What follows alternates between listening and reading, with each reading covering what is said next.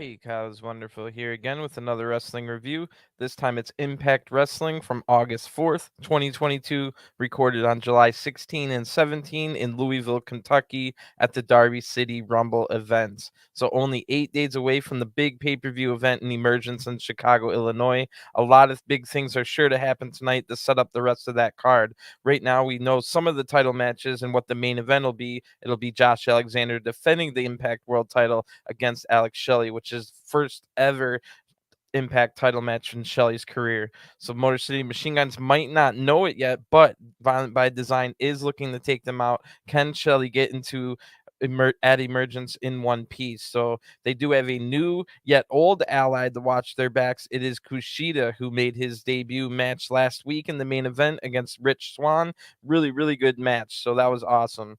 Both Knockouts title matches are also set for Emergence, with Jordan Grace defending the singles title against Mia Yim, which should be a good match. Also, the Knockouts tag titles will be defended by Rosemary and Taya Valkyrie against Vexed, who is Deonna Purrazzo and Chelsea Green. So as if that wasn't going to be a tough enough defense, with the added confusion surrounding Havoc's return under her alter ego Jessicka, which is basically acts the opposite of Havoc. Will Rosemary and Taya be able to keep focus on their title defense? Rosemary will have a singles match against Deonna Purrazzo tonight. So we'll see how that goes and if they're getting under some chemistry or whatnot. Last week, Honor No More attempted to take Impact off the air, and now that caused Scott D'Amore to become caught between a rock and a hard place. And the official of Impact, Scott D'Amore, made a deal to keep Impact on the air. It'll now be a 10-man tag match at Emergence, Honor No More versus Bullet Club. And if Honor No More wins, they get all the title shots they've been wanting. And if Bullet Club wins, Honor No More must disband as a unit. So only 8 days away from that big match. Both teams are going to be setting up who they want in the match and how they would plan the win. Honor No More cannot forget about the Honor No More Hunter Heath, who's been successfully attacking them 4 weeks in a row now. Tonight, PCO will fight Doc Gallows in the main event in a Derby City street fight. Also announced for tonight is a digital media title match. Brian Myers defending against Black Taurus, and Masha Slamovich finally gets her hands on Gisele Shaw in a match that's scheduled for tonight as well. But as usual, I start with BTI before the Impact. It's a great pre-show and a great way to get ready for Impact every week. So it also includes an exclusive match, and tonight's match will be Alisha Edwards against Savannah Evans. So Josh Matthews and Gia Miller are the host of BTI, and they start by showing the half of last week's great main event between Rich Swann and Kushida, who made his Impact debut with a win. We get an exclusive look after the match where both men, Kushida and Rich Swann, shook each other's hands as a sign of respect. So after that, we see the last half of last week's main event of Honor No More leader Eddie Edwards against the newest member of Bullet Club, Ace Austin. And it's funny how things turn while Ace is now joined with Bullet Club, who the fans now like. Eddie Edwards is one of the most hated men in Honor No More. Eddie still wants revenge for over a year ago when Ace was harassing Eddie's wife, Alicia Edwards. So during this match, Kenny King and Chris Bay were also fighting ringside, and I could see that maybe being a singles match before Emergence, but nothing has been announced, so it doesn't look like that's going to be happening. And then exactly this is why I watched BTI, because I had completely forgotten about how last week on Impact we set up a brand new tag team. It's Trey Miguel and Laredo Kid. They joined forces after Johnny Swinger was giving Laredo Kid some crap. So they joined forces to take those two on last week. It was Swinger and Zicky Dice. Swinger and Zicky Dice tried to use masks to do twin magic, but they had different body shapes, hair colors, and gear. Plus, the masks weren't even the same, so it didn't work. Trey Miguel and Laredo Kid are now an established team coming out of that, and maybe we're one step closer to having X Division tag titles, which I hope we do. Let Speedball just defend the title against everyone for a year straight, and then have the whole entire rest of the X Division fight for the X Division tag titles after between losing to Mike Bailey in classic matches here and there. So I think that would be a great idea. Now, they show the entire match where Josh Alexander defeated Shera last week because that match was so short. So Josh Alexander got the quick win. After that, just like last week's BTI, we saw last week in we saw the main event of Emergence 2021. Now we see a little bit of the main event of Emergence 2020, and it was actually Bullet Club I mean, not Bullet Club, but it was actually Motor City Machine Guns retaining the tag titles against the North. So that means that Josh Alexander and Alex Shelley have fought each other in the main event of Emergence before, just in a tag team. That's pretty cool. Emergence 2020 was a 2-night event, but it was still the main event of night 1. So that's pretty cool bit of history going into this year's main event that I didn't remember. Our social media top 5 this week is number 5, Ace Austin's Fosbury flop. It was perfect Fosbury flop against Eddie Edwards last week. Number 4 is Brian Myers' big mouth, getting him into trouble with a title defense against Black Taurus tonight. Number 3 was Kushida applying the hover lock on the top rope, taking Rich Swann down to get the win in his debut. Number 2 was Scott D'Amore making that big 10-man tag, Honor No More versus Bullet Club. And number 1 was Killer Kelly debuting, taking out the 2 OVW women who were having a tryout match, and Killer Kelly is now here and means business. So the clap back of the week is Scott D'Amore tweeting to Brian Myers saying, "You're always telling me what a big star you are, and now that I give him what he wants, so I just give him what he wants." You're welcome, Brian, because Brian didn't want to be in this match with Black Taurus. So the Iceman intel this week is Mike Bailey defending the X Division title against anyone in the world now, and at Emergence, Speedball will defend the X Division title against Jack Evans. If you remember, Jack Evans was supposed to be at the Ultimate X match at Slammiversary, but got injured before the event. But before that match, Rocky Romero will get an X Division title match next week on Impact against Speedball. So the winner of that match will take on Jack Evans at Emergence for the X Division title. Now it's time for our BTI exclusive match. It's Alisha Edwards versus Savannah Evans. Savannah comes out first, accompanied by Tasha Steeles, and Savannah is not related to Jack Evans, if you're wondering. So she definitely needs to upgrade her gear still. Impact definitely needs to pay her a little bit more so Savannah can upgrade her gear. And then annoyingly, Tasha Steeles is going to be on commentary for this match. Hopefully it's a short match. Alisha Edwards then comes out wearing pants, but they have butt windows that show her cheeks anyway. So that's funny. Evans then uses her massive size right away and her strength advantage to take control. Alisha tries a sleeper hold, jumping on the back of Evans, and then, man, the match just turns into crap right away because Savannah throws Alisha with recklessness off of her back onto the mat. Alisha does not rotate whatsoever, lands face first into the mat. Her neck cranked back, almost broke her neck. Alisha Edwards is lucky to not have broken her neck here. Savannah Evans, I know she's very inexperienced, but wow, that still looked terrible. That looked really bad. So Alisha came close to breaking her neck on that simple move. Now she's able to get up and move, so she looks to be okay here. She's definitely going to be sore, though, and that was a close call. Alisha then evades a standing elbow drop and hits a Meteora, but Evans evades a kick and then grabs Alisha by the hair. Alisha gets out and hits a code breaker, and Tasha is very annoying on commentary during this. So as if the match wasn't already bad enough, it's being worse with this commentary. Evans then catches a middle rope cross body, turns it into a fallaway slam, and I'm surprised Alicia's not hurt from falling on her head earlier.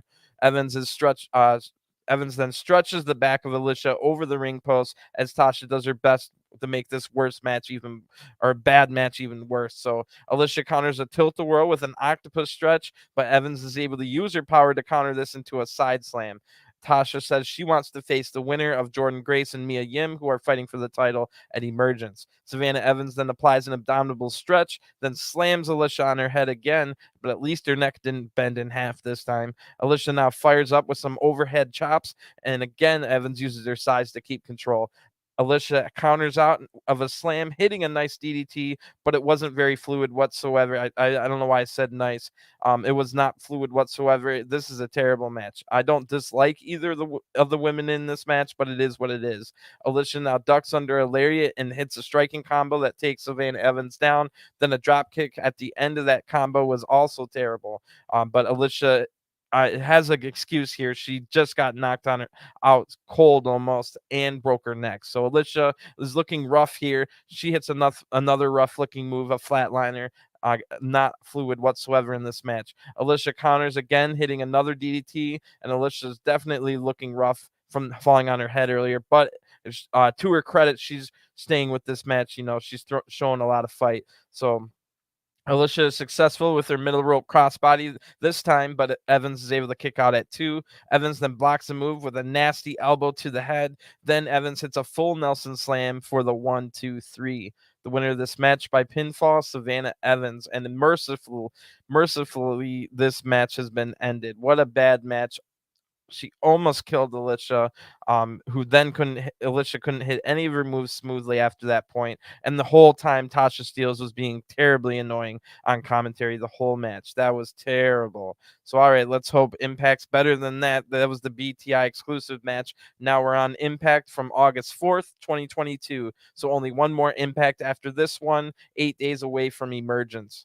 So Impact starts with a recap video of Heath yet again attacking Honor No More, and then Eddie asking Impact official Scott D'Amore for protection from Heath, as well as the title matches that they have in their mind earned. So Scott D'Amore then just tells them, no, that's on you. That's your own problem. And Honor No More then attack the production truck and try to take Impact off the air, forcing D'Amore to give in to their demands. But first, Honor No More will have to win a 10-man tag at Emergence against Bullet Club. If Honor No More win, they all get title shots and the protection from Heath. If Bullet Club win, Honor No More must disband. But the first thing we see after the opening video is Deonna Purrazzo coming out. So it will be Deonna Purrazzo versus Rosemary heading into their Knockouts tag title match at Emergence. Rosemary will be in singles action here against Deonna. Taya and Chelsea Green will be watching this closely, but we do not see anything from Chelsea Green tonight. I was thinking we might. But the X factor in this entire title match seems to be the former Havoc, now Jessicka, who's returned from the Darkness realm as the opposite version of her old self, Havoc. So to me, it kind of seems as though Taya Valkyrie corrupted Havoc and created a Havoc in her own image. So I felt uneasy about Taya's motivations ever since she returned and seemingly being fine with Rosemary's past actions against her at the Wrestle House with Johnny Bravo. So Rosemary seems to trust Taya Valkyrie, but I do not personally. I think Ty's just waiting for the perfect time to enact her revenge against Rosemary, and that's what I've been seeing in the background. At least I think so. The tag titles seem to be just collateral damage in this whole storyline, which is unfortunate. But Vexed won't care about their drama. That's the tag team name for Deonna and Chelsea. They are definitely, in my mind, the favorites to become new tag champions at Emergence. Will Taya show her hand tonight, or can Rosemary take out one of her opponents 8 days before the big title match? So Deonna comes out by herself, no Chelsea Green. There must be some kind of plan or something, because of course Rosemary comes out with Taya Valkyrie and Jessicka, the former Havoc. And now I've been liking this whole story with Jessicka Havoc, but she is teetering on the edge of kind of acting way too cringe, almost like Eugene used to act on WWE. So hopefully she hasn't quite crossed that line yet. She's teetering on the edge, but right now I'm still into it, and it's borderline cringe, but it's getting very close. The crowd's chanting for Rosemary here, and Deonna's talking trash. Rosemary has the reach advantage here, but Deonna's probably a little bit just stronger. So this one definitely will come down to technique and the will to keep fighting, unless of course Deonna has a plan up her sleeve, because we do not see Chelsea. So Rosemary surprisingly wins a test of strength here at the beginning. Maybe Deonna doesn't have the strength advantage. So Rosemary bites the head real quick, then hits a running bulldog. Deonna gets wrist control and snaps the arm back hard. So that's the story of this match. Rosemary now has a hurt arm. Deonna then uses the rope as a fulcrum point to stretch the arm even further. Rosemary has a damaged arm going forward. Deonna hits a short arm clothesline, but Rosemary kicks out at one. She may be hurt here, but a lot of fight left as the match goes on. Rosemary will have to start, as the match goes on, Rosemary's going to have to start thinking about that title match in 8 days, and she might not want to risk arm damage tonight. So something she'll have to think about. Rosemary turns the momentum around with a back elbow, then upside down over the ropes, holding on with the leg scissors on the head and neck of Deonna. That was cool from Rosemary. So Rosemary now goes up to the top rope, but Deonna quickly gets back up, slams her down, and Deonna applies a Fujiwara armbar now as the crowd's chanting for Rosemary to get back in the fight. Rosemary gets to her feet, strikes her way out of the hold. Then they both hit pump kicks at the same time, connecting and going down. This has been a really, really good match. Already way better than that Chelsea Green Mickie James match a few weeks ago that weirdly everyone seemed to say was a great match, but it definitely was not. I know wrestling's objective, but it wasn't great. If you want to say it was good, fine. I think it was terrible, but I'll say it's not great for sure. Rosemary now takes control with a sling blade and a sliding forearm for a 2 count. Deonna counters a spear, though, with another Fujiwara armbar, and Rosemary is able to strike her way out. Deonna gets knocked out of the ring now. Jessicka talks some trash, so Deonna says, "You were never invited anyway." So that was talking about that brunch last week. Jessicka wanted to join Vexed for brunch, but that just made Rosemary and Taya upset because that's who they defend the titles against. So this makes Jessicka mad now here in this match, and she says, "No, you didn't." And then Jessicka tries to get in the ring. Ty is trying to hold her back, but all that distraction here. Rosemary hits a spear to make the cover, but the referee's distracted by Jessicka, her own teammate. So Rosemary comes over, yells, "What are you doing?" And then gets rolled up for the 1, 2, 3. The winner of this match by pinfall, the virtuoso Deonna Purrazzo. So while Deonna didn't even need Chelsea's help in this one, it was Jessicka who helped her inadvertently, maybe, question mark, because we do know that seemingly Jessicka wanted to go to that brunch and drink mimosas. So maybe they're all plotting against Rosemary. Who knows? But Taya did attempt to pull Jessicka off the apron, but in the end, it could have been a fake out. Taya is now yelling at Jessicka, pointing a finger in her face, but that also could be a front. So I still don't trust Taya Valkyrie going forward, but Jessicka here costing Rosemary the match. But Rosemary gets out of here without any further damage to her arm, which might in the long run be better for the title match. Jessicka gets in the ring and is now scared by Rosemary when she sees the look of seething anger on Rosemary's face. So we will touch on that a little bit later. So I'll save any more thoughts for that later.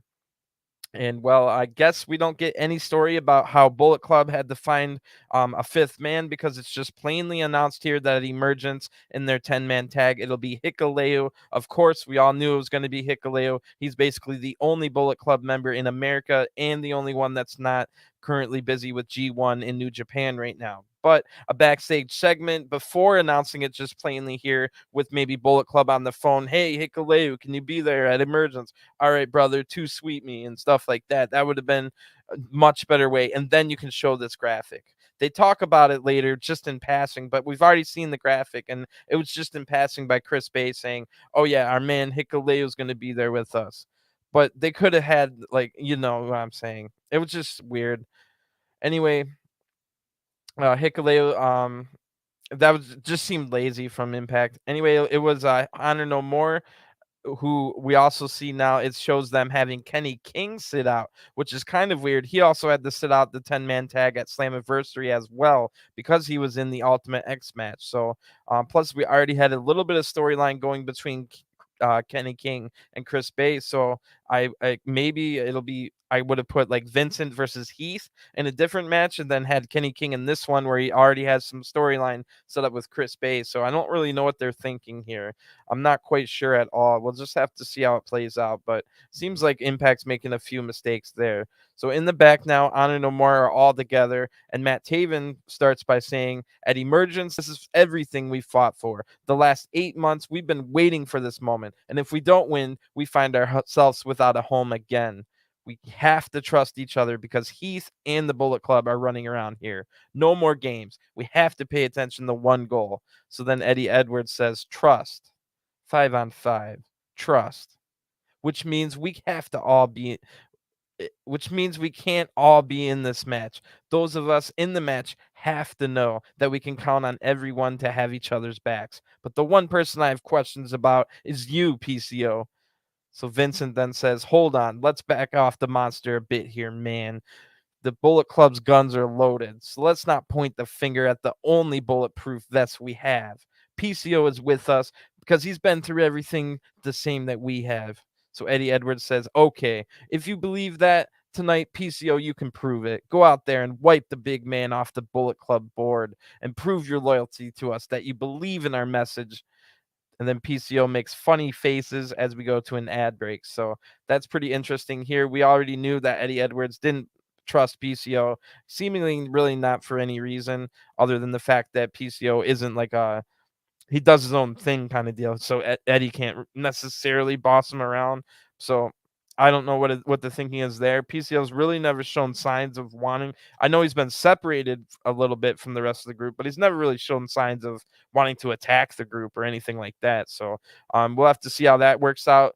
Maybe it will, after all, it's not like that graphic was final, so it could be Kenny King going in the 10-man tag instead. As of right now, Kenny King doesn't have a match, so when we come back from an ad break, Gisele Shaw is being interviewed by Gia Miller, and Gisele says, "Hey Gia, I'm not avoiding Masha. I simply wanted an opportunity to scout the competition. She does all these 10, 20-second matches. The quintessential diva pays close attention to the fine details, but it hasn't given me the full body of work to properly scout her." So then Gia says, "Well, all those matches against Madison and Tennille weren't long either." And Gisele says, "Well, you and the rest of the world will find out." So that'll be a match later. But first, or next time, I should say, is time for the Digital Media Championship. So Brian Myers, the Digital Media Champion, has been ducking and dodging a title match against Bhupinder Gujar. But I kind of agree with Brian's reasonings for denying Gujar a title shot. Sure, Gujar's undefeated in singles matches since joining Impact in December, but the digital media title is more about just in-ring accolades. Brian said that Gujar had 300 Twitter followers, and it is not verified on any social media yet. Brian's big mouth, however, has now gotten him in trouble, as last week Black Taurus was now going to be announced as getting a title shot, which arguably Taurus is a tougher matchup for Myers than Gujar would have been. So let's see if Brian has the tricks here as the most professional wrestler, and see if he can walk out with his title. Black Taurus comes out first, accompanied by Crazy Steve. Then Brian Myers comes out alone. All of his allies are gone. He turned his back on the what did he call him? All the like Zicky Dice and VSK. I forget what they were called, but um also Matt Cardona's out injured. So Brian Myers out here all alone. The digital media title will be on the line in this match, and Taurus has the size advantage coming into this. He might also have the speed and agility advantage because Taurus is a great athlete. So Brian Myers is going to have to use his experience and craftiness to win this one. Right away, Taurus shows off his strength and knocks Myers down twice. Brian bails out of the ring, then talks some trash to Crazy Steve. Brian's able to avoid the sneak attack, however, and then take control. So Brian hits a snap suplex for a 2 count. Then Brian hits some stomps, but Taurus flips over a back body drop, showing his agility here, and goes on the attack, quickening the pace to his liking. Myers then gets clotheslined out of the ring. Black Taurus dives out to Myers as we go to an ad break. So when we come back, Myers has a chin lock applied here. Some of those old WWE habits hard to break. So because you know how they always come back from break with a chin lock. So when we now we see during the break that Myers had slammed Taurus's back into the apron and then shoulder into the ring post, which is why Myers now has control.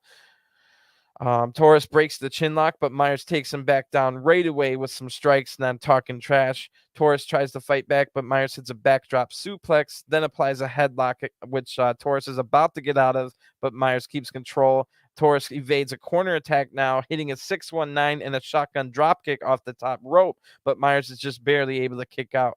Myers gets up, hits a big kick, followed by an implant DDT left over from his edge head days. Now Myers looks for the spear here, but Taurus counters it with a spear of his own. Again, Myers is just able to kick out, but is definitely hurt now. Myers rakes the eyes, going into desperation mode, raking the eyes to block the next move, then rolls Taurus up, holding the ropes, and gets the 1-2-3. The winner of this match by pinfall, and still digital media champion, the most professional wrestler, Brian Myers. So right after the match, Bhupinder Gujar throws Myers right back in the ring, and Myers gets hit with a triple team, ending with a middle rope spear from Gujar.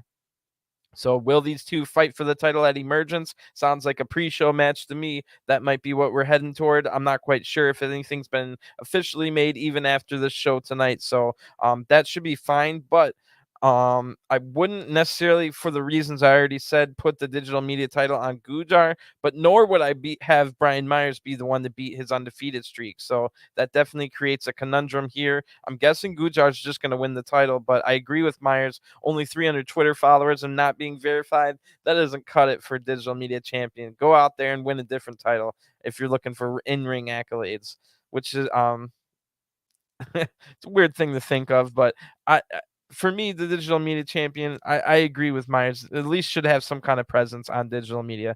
So now in the back, Gia Miller's with Knockouts champion Jordan Grace. And Gia says, in 8 days, you defend the title at Emergence against Mia Yim, someone you said you had a lot of respect for. But last week, you lost to Vexed, and you fell I felt like there was friction between you and Mia. So, which is just a dumb thing to say. Like, of course there's friction. So a good thing here, Jordan Gray says, whoever I'm standing in the ring with against the title match, there will always be friction there. So thank you, Jordan. That was a dumb thing to say there from Gia. So Jordan fixes it right away and then continues saying, I do respect Mia. She's one of the best wrestlers in the world. I know this opportunity means a lot to her, but here's the thing. This title means everything to me. I would treat friends and enemies the exact same way, only as an obstacle in my path. Mia, at Emergence, that's exactly what you are to me. And everyone knows what I do to obstacles. So Gia now makes funny faces as we go to an ad break. That's 2 out of the last 3 ad breaks we go to ad break with people pulling funny faces. That's awkward.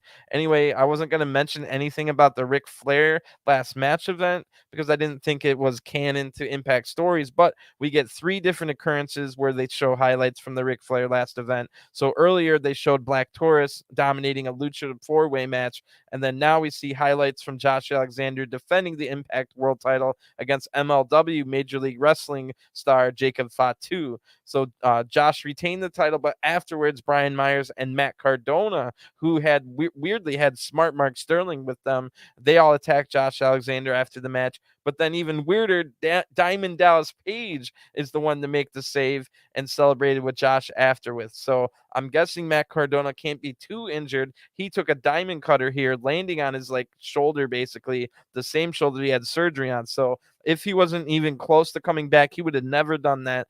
And that's definitely good news. I was thinking Matt Cardona might be out for the rest of 2022 or close to December, November, but this gives me hope. Maybe he'll be back October, something like that, maybe even earlier. So that's definitely something to keep an eye on. Now we go back to the ring after that, and Gisele Shaw is making her entrance. So this one will be Gisele Shaw versus Masha Slamovich. Gisele has been running away from Masha for a few months now. Gisele even tried or she didn't try, she did. Gisele tricked the Influence to letting her join their group, but Gisele was only looking for allies to keep Masha from destroying her. Gisele finds herself Gisele had found herself taking Madison Rain's spot in the Influences Knockouts tag title rematch, but was not able to get the titles back. Then Masha set her sights on both, her target, I should say, on both Madison and Tenille, easily destroying them both in singles matches. And now Gisele Shaw finds herself once again alone with Masha finally getting a singles match here against Gisele. There seems to be nobody on the roster that can stop Masha right now, but we did see the debut of Killer Kelly last week, and I would love to see Killer Kelly, or if she could, I would love to see if Killer Kelly could stand up to Masha Slamovich. So if Gisele was smart, she probably would have tried to contact Killer Kelly this week. But even if she did, Killer Kelly seems to be the loner type. So, but even so, Kelly might be intrigued by the challenge that Masha presents. So this should be an interesting match. We'll have to see if anything about Killer Kelly happens. So Gisele Shaw's music's pretty good, and she got a rip off of Beyonce's music. She's also got a light up dress in the dark, to show off the lights. That's pretty cool. But then Masha Slamovich comes out. She's got her wild hair as usual, looking full of confidence as the crowd chants, Masha's gonna kill you. So that's funny.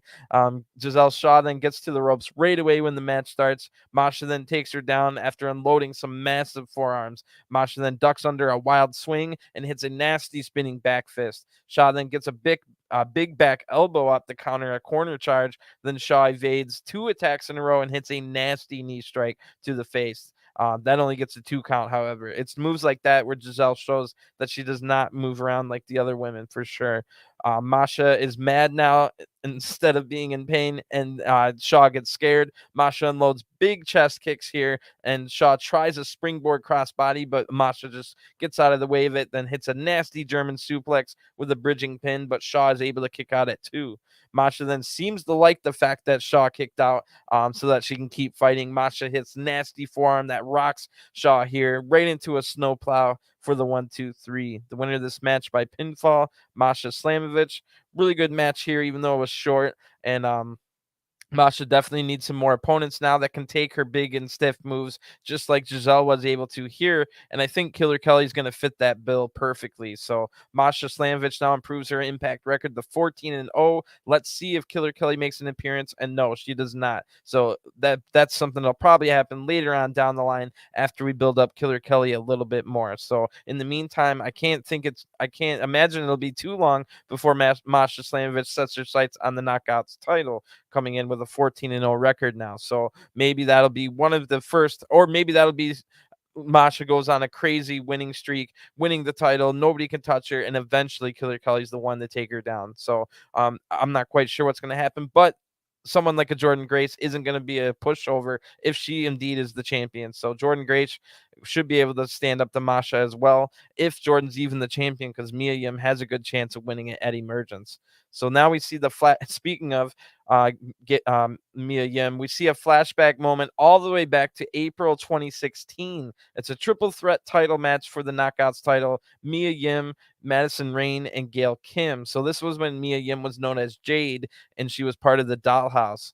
And then Mia Yim hits an STO on Gail Kim to win the Knockouts championship.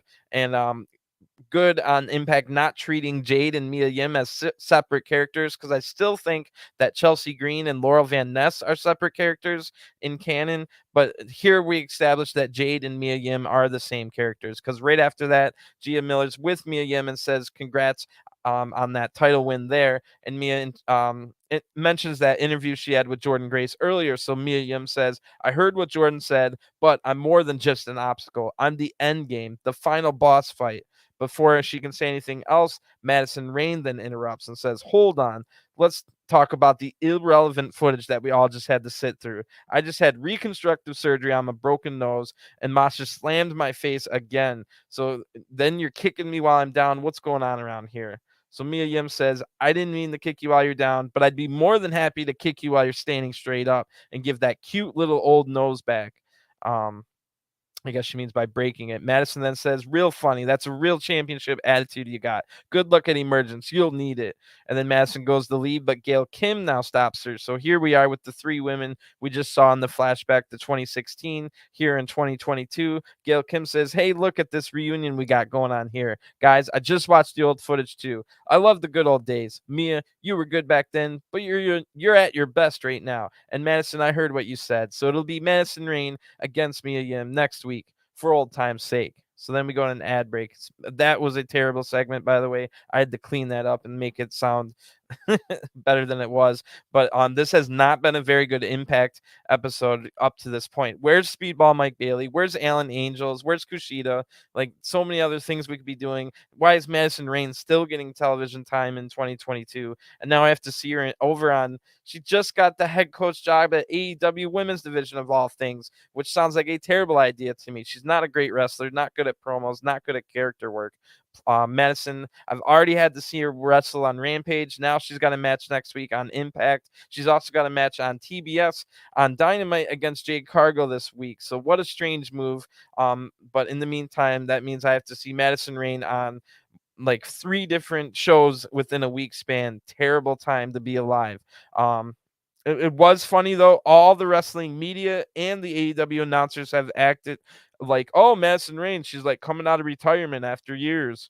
Like, bro, she was just the Knockouts champion. She's just having matches currently still in Impact. What are you even talking about? So yeah, all the people that get paid to be in professional wrestling, they just talk out of their butts. They don't fact check anything. If they don't watch Impact, they just assume it doesn't happen. So that's pretty much the reason why I decided to start my own channel here, because it's ridiculous that you want to treat that Madison Rayne has been retired for 2 years. So anyway, I didn't like this segment, but it was cool to have the flashback from 2016 and then have them interact here in 2022. That's the only interesting thing out of that. I'm not looking forward to the match next week whatsoever. Hopefully Mia just wins in a short one. After an ad break now, Rosemary is brooding in the dark stairwell, and Taya, Valkyrie, and Jessicka are there too. Taya says, you can't blame her. Jessica's like a baby. She was just reborn. It's not her fault. So Rosemary says, great, a baby. That's what we need in war. Valkyrie, we are soldiers, death dealers of the shadow. What was the point of assembling the numbers game when we can't even use it with a 3-on-1 advantage? Jessicka, Decay is family, but perhaps whatever happened to you in the undead realm means you're not ready for battle. So then Jessicka yells now and says, "No, I am ready. You guys brought me back from the undead realm. We are family. I swear we're on the same page. Tonight, it wasn't Taya's fault, and I was just trying to help. I'm going to be in your corner at Emergence and prove it. I promise you will beat Deonna and Chelsea and keep the Knockouts tag titles." So Rosemary's happy about this and says, "That's what we're looking for." But then Jessicka goes on about singing and being happy and stuff like that. So Rosemary now looks worried again. Taya Valkyrie isn't bothered by any of this. And I'm telling you, Taya is evil, and she's the reason that Jessica's acting this way. So speaking of evil, Violent by Design is out now. No Eric Young. It's Deonna flanked by Big Joe Doering, and this who has Joe Doering has a great Western styled poncho on. Doering is the man. So anyway, this match is going to be Motor City Machine Guns versus Violent by Design, Deonna and Doering. At Slammiversary, Violent by Design leader Eric Young failed to win the Impact World title against Josh Alexander, causing EY to vanish for a few weeks.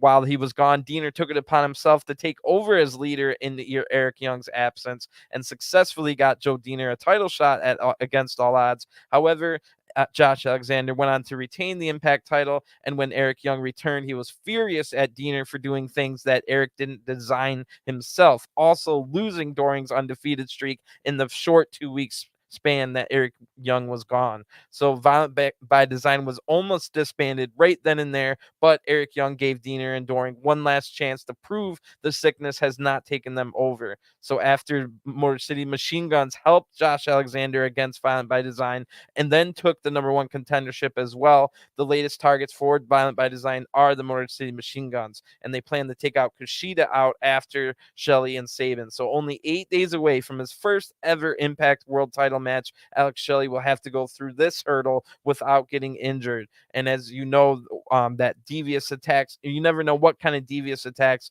Violent by Design might have planned. Kushida is in the building and will be able to watch the guns back here, but Eric Young will already know this and probably has designed a plan with that in mind. So Violent by Design, look ready for this match. Like I said, no Eric Young, no Kushida either. It's just a 2-on-2 here. Motor City Machine Guns come out next. Alex Shelley and Chris Sabin. We see a little highlight here of Motor City Machine Guns defeating the Wolves, Eddie Edwards and Davey Richards at the Ric Flair last match event.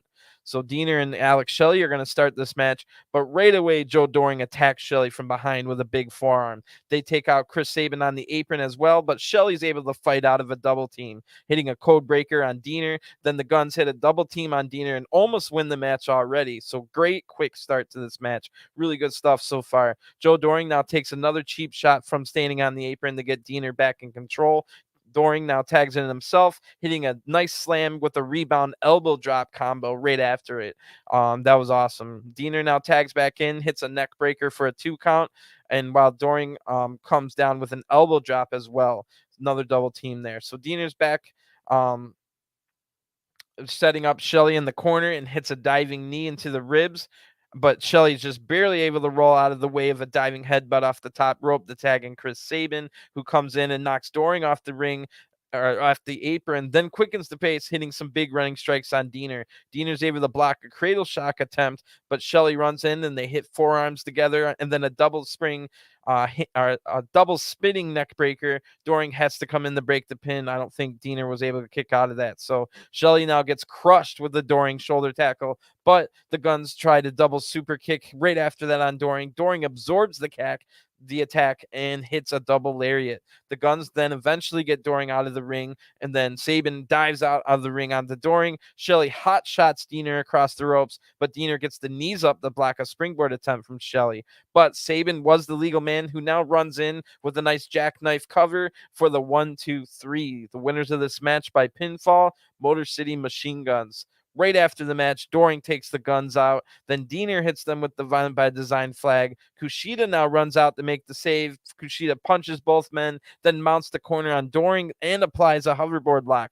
But Eric Young now runs out, hits a pile driver on Kushida to end the segment. Wow, that was intense. Really great short match as well. I mean, it was short, but it makes sense. Deonna is terrible, and they lost the match because Deonna was terrible. It makes sense. The match, the short match that we got, all the stuff in it was awesome. So it doesn't ruin it by making it short. It just proves that Diener's terrible. Anyway, the after match attack was also good. Eric Young did have a plan. He knew Kushida would come out, and he was there to hit a pile driver. So that was some good stuff. Maybe this is going to get this episode of Impact back on track, because the first half of Impact was not very good at all. So after a commercial break now, we see Shelley, Sabin, and Kushida in the back. They're hurting from the attack, and Chris Sabin says, "Violent by design, we're sick of you attacking us from behind. At Emergence, our boy Alex Shelley is in the main event for the Impact World title. But there's two of us in the Triforce, Chris Sabin and Kushida, left over, and we don't have a match. We have the experience of a tag team going back to New Japan. So how about you take us on at Emergence?" So Shelley says, "You're both my brothers, and if it's a numbers game, don't worry. It's 3-on-3. I'm here for you." So then Josh Alexander walks up and says, "Sorry, I couldn't help but overhear you. I just want to remind you, Alex Shelley, that you have a world championship opportunity, and I need you at your very best. So stay focused." And Shelley rolls his eyes and says, "Got it." And then the segment ends. So that was a dick move from Alexander right there. If you cared about it that much, where were you to make the save when Violent by Design attacked Shelley earlier? So Shelley knows that was a dick move, but he's got other things to worry about. He let it slide here. Josh does make a good point about keeping your focus on the world title, but he came off as a condescending prick at the same time. So after that, we immediately get a shot of a door opening, and it's Josh Alexander, who had just left that prior conversation, and Josh runs into Eddie Edwards now, who stares at the Impact World title, and then Eddie Edwards says, "I couldn't help but overhear," which is funny because that's the exact same thing Josh just said to the Guns. And then Eddie continues saying, "Josh, you're right. Shelley is distracted. He's not taking you serious. You know that, right? That's what happens when people around here. He's been staring into the abyss for so long that he came out the other side a monster. But for you, it's different. You've been on top of the mountain as world champion. The problem is that you can't see what's on the down there on the other side. Me, I've been there. I know what happens. It's time for you to open your eyes. And if you need help with that, I happen to know some guys who had their eyes open for a long time." So then Josh says, "What is this, Eddie? What are you trying to do here?" And Eddie says, "I'm trying to help you, to prevent what happened to me and everyone else. I wouldn't want it to happen to a guy like you."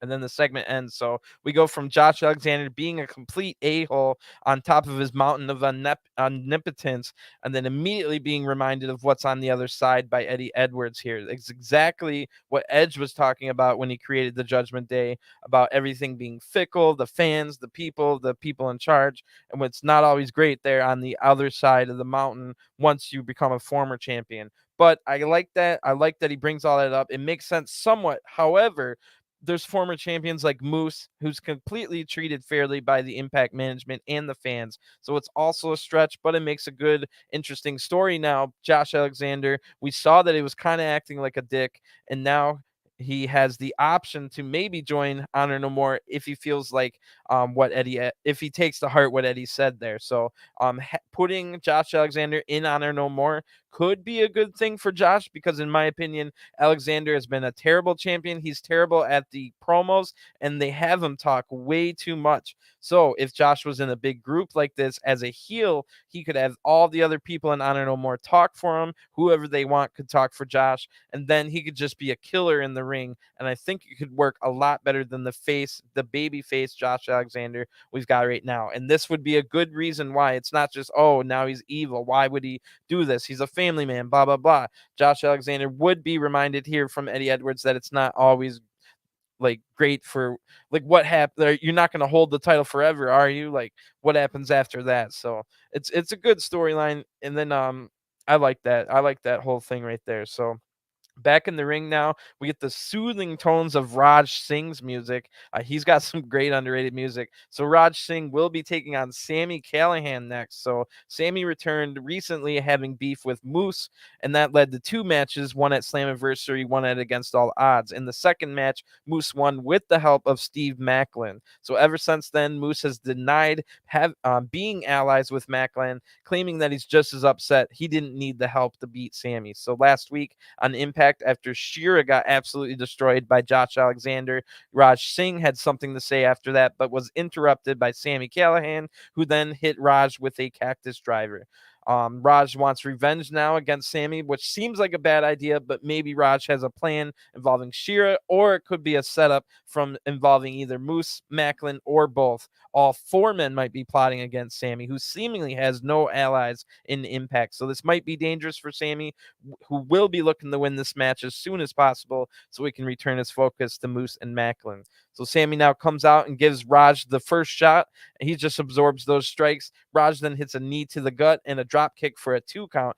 Going to take a lot more than that. So Raj is now cussing out the crowd. Sami counters a charge into the corner, then hits some chops and back elbows, a lariat. He picks Raj up for the Cactus Driver 97, applies a crossface chicken wing, and then that forces Raj Singh to tap out immediately. The winner of this match by submission, Sami Callihan, and Sami already has snot and sweat all over his face in this short match. I don't know what's going on, but Sami gets on the microphone and says, "I'm not done fighting. Moose and Macklin, get out here." So then Moose's music hits, but Macklin's the one to appear on the stage instead. Moose then attacks from behind, and Moose and Macklin work together. Sami tries to fight him off, and Macklin counters a cactus driver with a low blow. Moose comes in with a big spear. Macklin hits the KIA DDT, and it looks as though Macklin and Moose are definitely working together. Either that, or Moose just figured, why the heck not, at the last second and wanted to attack Sami. Here's the problem. They did not put a chair around Sami's ankle or neck trying to cause any long-term damage. So all this attack's going to do is escalate things further, putting Moose at even more of a risk of taking damage when all he should be worried about is winning his title back. So in my opinion, in my book, that's a completely failed attack. You didn't really cause any damage other than short-term damage, nothing long-term, and now you're just going to have a bigger problem on your hands. While they had the 2-on-1, why wouldn't you have attacked the ankle? Sami doesn't have any allies. It would have the story here doesn't make sense. If we knew that Sami had allies, then maybe that explains away why they didn't attack with the chair, with the ankle. Otherwise, this whole thing was kind of a little dumb, in my opinion. Anyway, after the ad break, we get a Killer Kelly video, which apparently in my book she had to have sent in and made herself, right? But anyway, it's got a lot of red lighting. It's spliced with highlights of her debut last week, where she destroyed 2 OVW women who had just had a tryout match. So Killer Kelly says, "Some moments are nice, some are nicer, and some aren't even worth talking about.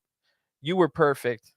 And then I have no idea what she says after that. They distort Killer Kelly's voice after she says the word perfect, and no matter how many times I rewatched it, I have no idea what she says. Why would they distort her words that much? So anyway, she said something about beating up the first woman, and then talks about beating up the second one by saying Jada. Jada was just a happy coincidence. Regret is mostly caused by not having done anything, and I have no regrets.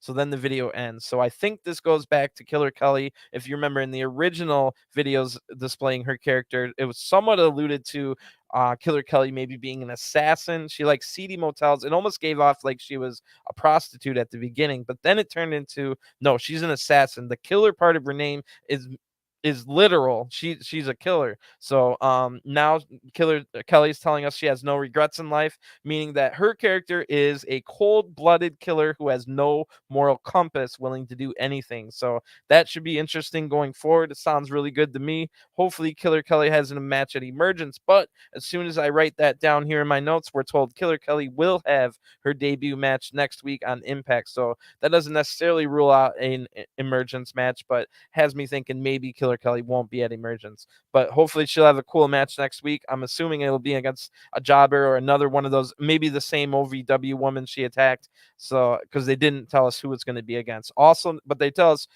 pretty much, they tell us everything that's going to be on Impact next week. It'll be never open weight champion Carl Anderson taking on Kenny King, which is dumb. I thought that should have been Kenny King versus Chris Bay, unless they're saving that for something bigger. But that's the story we set up, was Kenny King and Chris Bay. Anyway,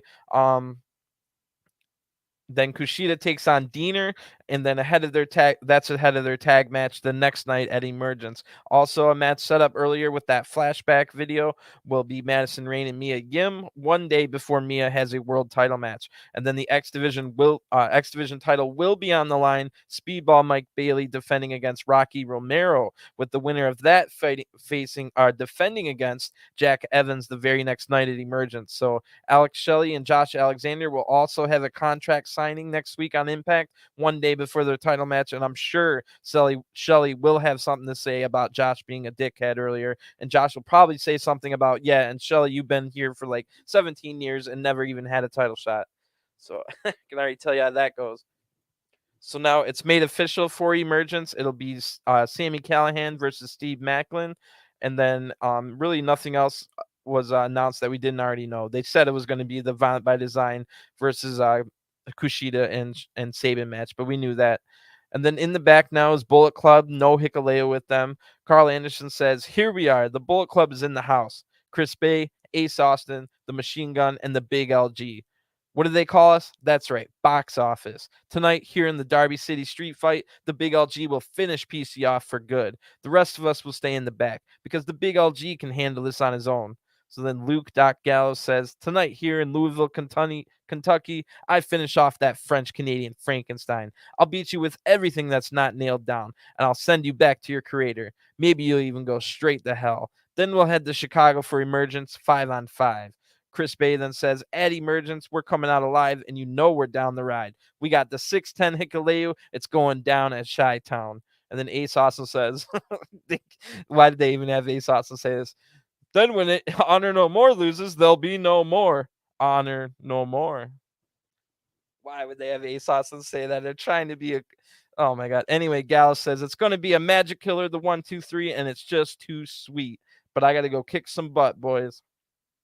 So it's main event time after another commercial break. It'll be a Derby City street fight, no rules, regular like hardcore match here. Heading into the big 10-man tag in 8 days at Emergence between Honor No More and Bullet Club. There's a street fight here between two big brawlers, PCO and Doc Gallows. This is a huge matchup going into Emergence, where either Honor No More get their title shots they've been wanting or have to disband.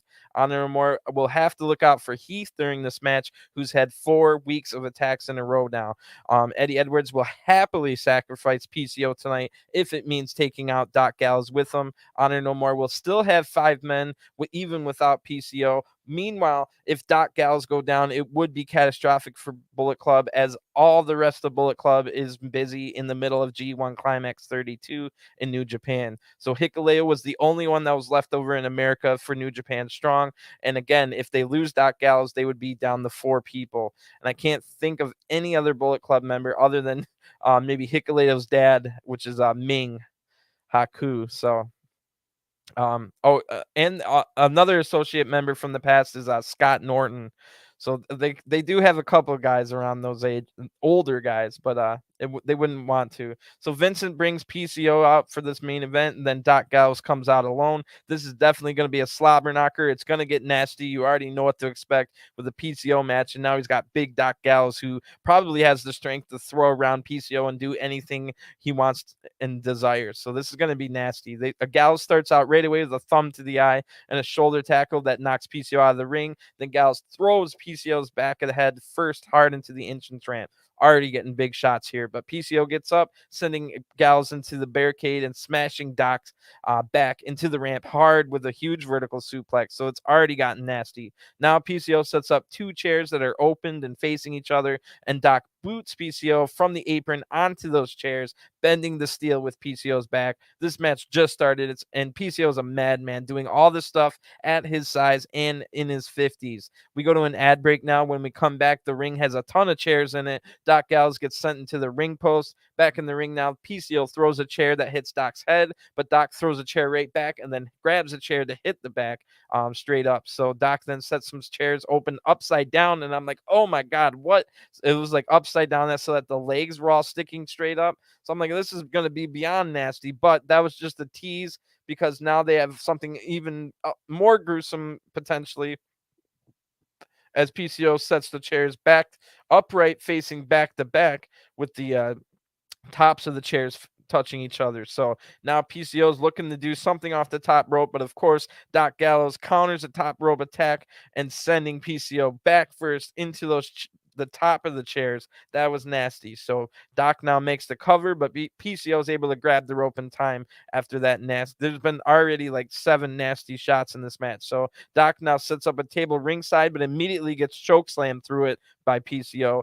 And then PCO finds some scissors, and I'm like, what the heck's going on here? So PCO spends an enormous amount of time taking the ring apron off, untying the canvas from the mat on the ring. Doc at one point comes from behind, but PCO counters this attack with multiple trash can shots to Doc's head. Then PCO goes back to work getting the canvas off and exposing the wood in the mat, but this takes forever, and it was terribly boring. It lasts for like, it was one of those that probably only lasted a minute, but it felt like an hour. You're just watching this guy take things off the ring, trying to expose the wood. It was like paint drying. But anyway, Gallows now comes back in, and he has a chain that he attacks PCO from behind. Then he hits PCO with the gas mask and onto the exposed ring, but PCO kicks out of this somehow. So now just magically there's a drum set out of nowhere. So it seems like they cut some time off after the gas mask hit, and then to now, because now there's a drum set. Doc Gallows gets his head hit through the bass drum, and then PCO sets up Doc across the exposed wood over the apron, looking for his somersault senton. But Doc Gallows is able to get up and catch PCO from diving off the top rope. Then Gallows hits a top rope choke slam into the ring off the top rope. PCO goes crashing through the exposed wood, causing a hole in the ring. PCO crashes through it. The referee starts a 10 count, but PCO gets out of the hole at an 8 count, ready to fight more. What a wild scene with a French-Canadian Frankenstein who used to be a Quebecer back on Raw in the 90s, now coming out of an exposed wood ring hole, ready to fight even more in this bout against somebody that used to be Festus. What a weird wrestling world it is. So PCO springs out of the hole like Frankenstein's monster and now ready to fight more. PCO had some strikes, a reverse DDT, sending Doc Gallows hard into the exposed wood. Then PCO, this is just insane. Now PCO gets a plastic bag. It's filled with thumbtacks. PCO reaches deep into his pants, which was awkward, but he pulls out a latex glove. PCO fills the glove with the thumbtacks, puts the glove on, goes up to the top rope, and hits a top rope punch with a glove loaded full of thumbtacks. Doc Gallows rolls into the hole in the ring, and then PCO stands on Gallows. The referee, despite not being able to see the shoulders at all, counts the 1, 2, 3, and the winner of this Derby City street fight by pinfall is PCO. So that was a wild match. I've never seen that version of going through the ring with the wood exposed. I've never seen that version of thumbtack usage. I've seen like the Young Bucks putting the tacks on the feet and all kinds of tacks in the mouth and all, but a loaded glove off the top rope. That was a really cool match. Great main event. PCO celebrates here, and no attacks from Heath. So the 4-week streak of Heath attacks is over. No Heath Slater this episode. So Impact ends right there. The second half of Impact definitely saved it from being a god awful episode, but that first half was pretty bad. Not helped because I watched the BTI match that was terrible, and Alisha Edwards almost had her neck broken by Savannah Evans in the BTI exclusive match. But so that kind of sent me into a bad mood going into the first half. But the first half was not good. There was a couple decent things. But once we got to the Motor City Machine Guns and Violent by Design, that kicked off the second half with the whole, then we got the story with Josh Alexander maybe joining Honor No More, or at least having to think about it. We got a little bit more explanation with Rosemary yelling at Jessicka. Like, we had the 3-on-1, so everything was cool there. Killer Kelly seems like a really cool Masha Slamovich also looking dominant. The Raj Singh match was non-offensive because it was so short. Then it set up the whole Moose and Macklin are together, and it sets up Macklin versus Sami Callihan at Emergence. So pretty good stuff in the second half of the night. Like I said earlier, I wish they would have had a segment where they showed Bullet Club calling Hikuleo or something along those lines. It's not, you didn't even have to have Hikuleo in the room or on the phone, actually, just a fake phone call. You know what I mean? So there's definitely stuff they could have done better. Hopefully Madison Rain stops appearing on Impact after this point in time, and I only have to see her periodically on AEW. If she becomes a full-time on AEW and still on Impact, I'm gonna go insane.